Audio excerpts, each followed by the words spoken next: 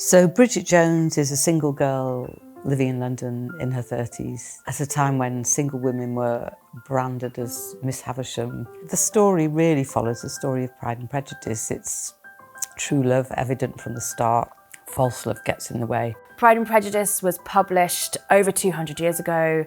It has been read and reread and translated across the world. It's so embedded in popular culture, it's so embedded in thought.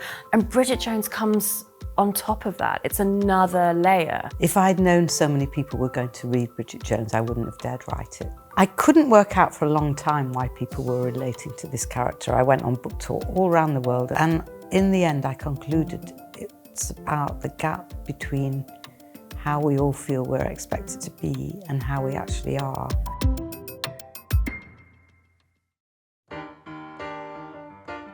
Bridget Jones came to life quite by chance. I'd been working for a long time as a journalist. I was very broke. They asked me to write a column as myself. I said that's far too exposing and embarrassing, but I'll make someone up.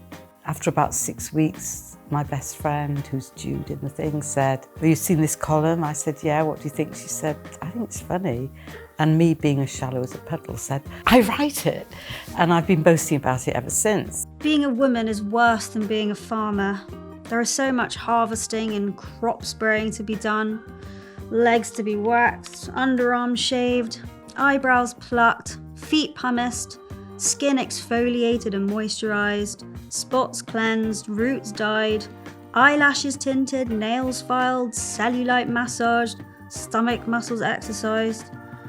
The whole performance is so highly tuned you only need to neglect it for a few days for the whole thing to go to seed. Is it any wonder girls have no confidence? I'd written probably 6 months worth of Bridget Jones columns. I was attempting to write a second novel. My publisher took me out for a few drinks and said, "Your novel is unreadable." I said, "I know." She said, "Why don't you make Bridget into a novel?" I said, "Done deal." I realised then that I didn't have a plot. The BBC's Pride and Prejudice was showing at the time, so I thought I'll just steal that plot. I don't think Jane Austen will mind in any way, she's dead. Pride and Prejudice is universally acknowledged as one of the most famous novels in the English language. It was published in January 1813, but it had started its life many years earlier as something called First Impressions, which Austen had started writing as a young woman in 1796. I remember reading Pride and Prejudice for the first time at school when I was about 15. I saw for the first time in literary fiction an author writing about a real woman, and a woman who I admired. It's an extraordinary novel.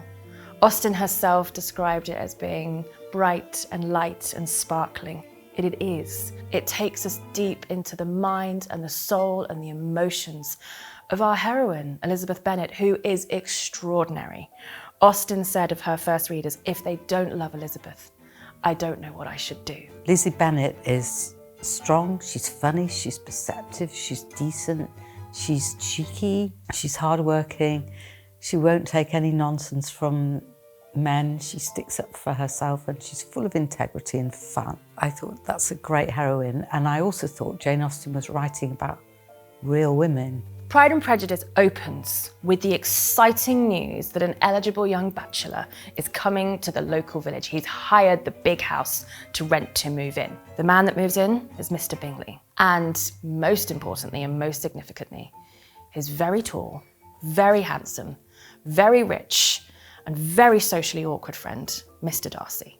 And just when everything is sort of starting to happen, you have the officers of the militia, where there's an even more handsome man, Mr. Wickham. You sort of know from the start that Lizzie and Mr. Darcy are going to get together, and it's just a series of steps to get them there, with impediments, which include Mr. Wickham.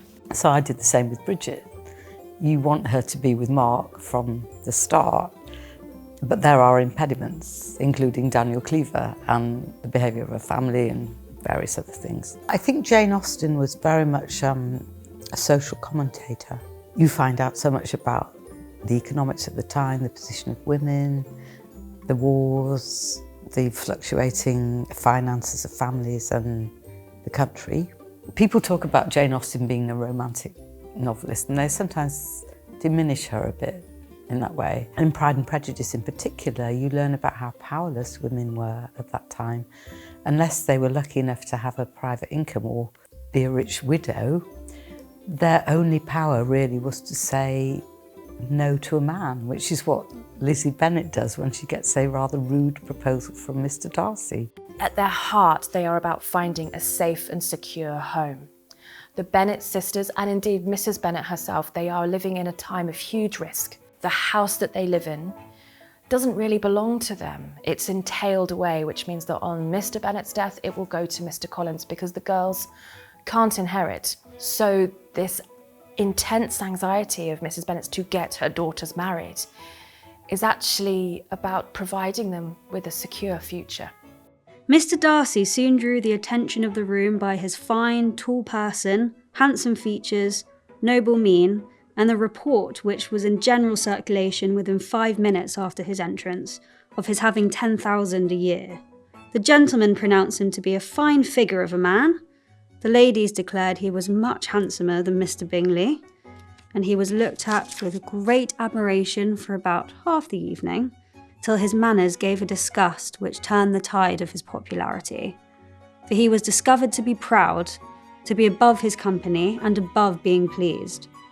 And not all his large estate in Derbyshire could then save him from having a most forbidding, disagreeable countenance, and being unworthy to be compared with his friend.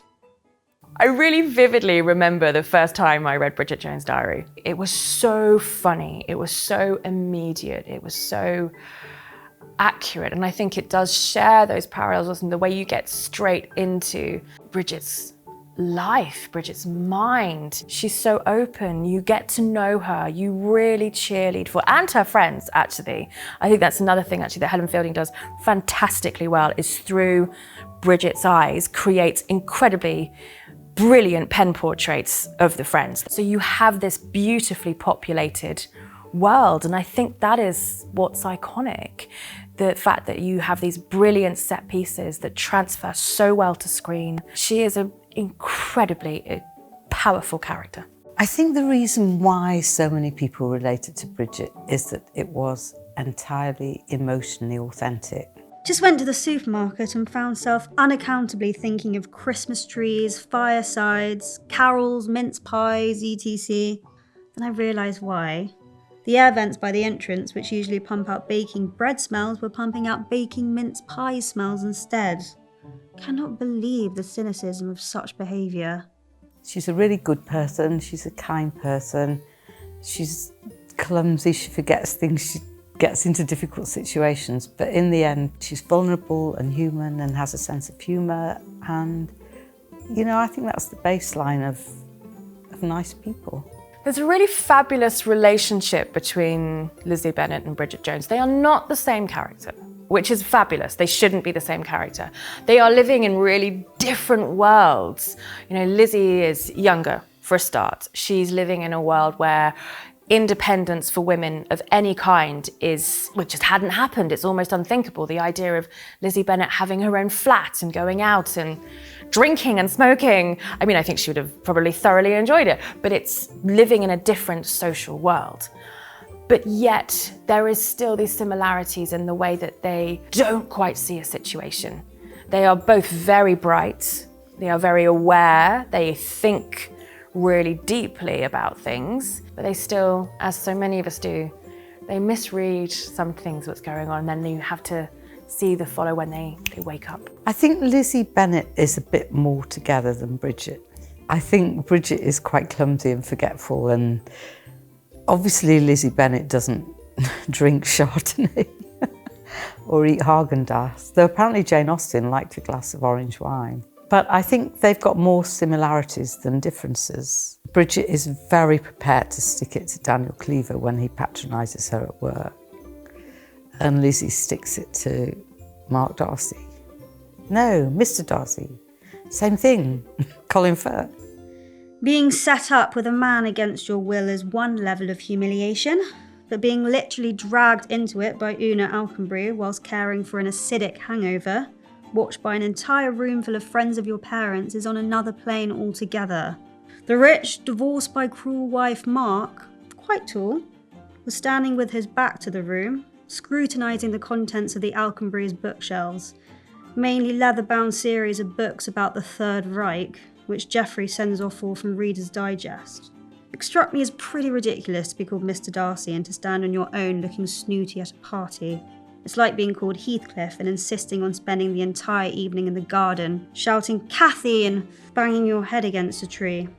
Neither Bridget or Elizabeth Bennet have a lot of power in the world, but what they do have is the power of integrity and spirit and joie de vivre and fun and good values and good friendships. And I think the men in their lives recognise that. One big difference between the Bridget Jones story and the Pride and Prejudice is Wickham, because actually Daniel/Hugh Grant turned into a much bigger and more interesting character than Mr. Wickham. One of the real geniuses of Bridget Jones' Diary is actually, I think it enables us to understand a little bit more about what's going on in Pride and Prejudice by modernising it.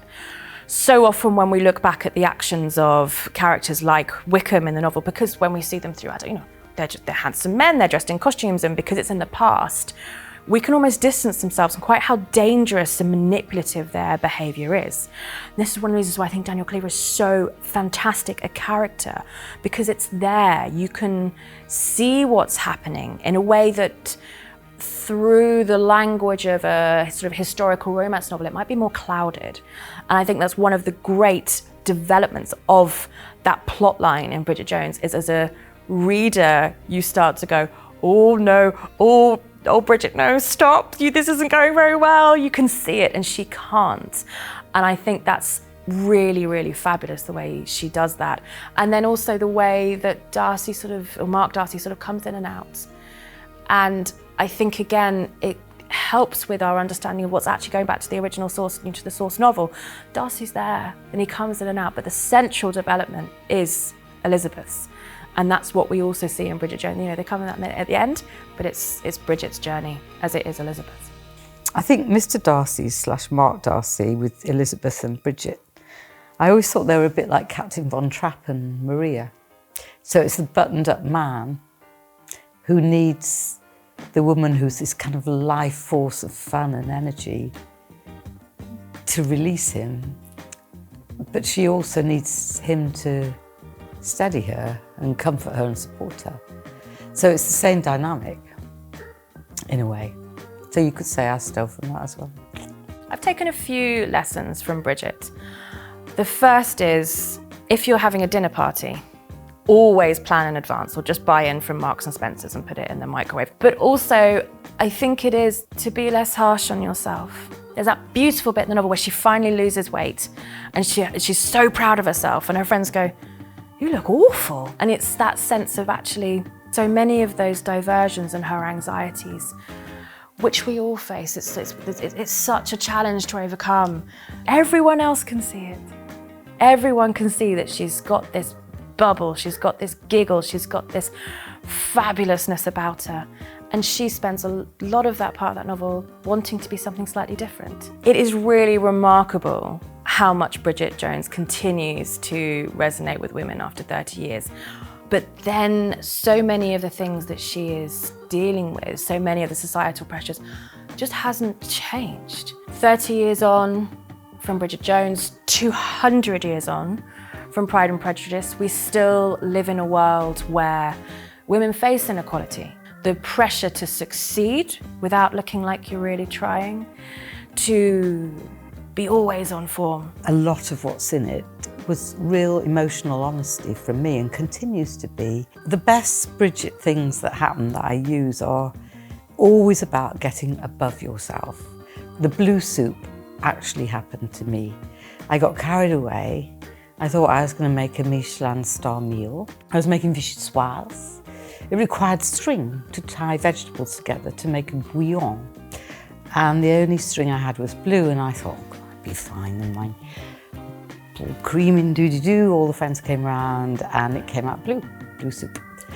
I think the reason why so many people related to Bridget is that it was entirely emotionally authentic. She's so inward-looking as well as outward-looking. She's so concerned with who she is and who she wants to be, and is she being the right and best version of herself? Which is actually, we do see in a lot of Austen's characters. Am I letting the family down? Am I being the right person? Am I being the best I can for society? And we see that in Bridget as well. So you have this parallel, constant self-monitoring. Am I okay? Am I okay? They share this thread, and I think there is something so relatable to that in Bridget's, I'm going to be better this month. I'm stopping, I'm stopping drinking. I will do better. I will do something else. That is so relatable too. But also at the same time, you want to say to her as well, just be you. You are fabulous. Don't worry about me. Maybe slightly fewer cigarettes, but go for it and be. You are already something fabulous. So yeah, I think it will continue as Pride and Prejudice has, to be read and reread and adapted.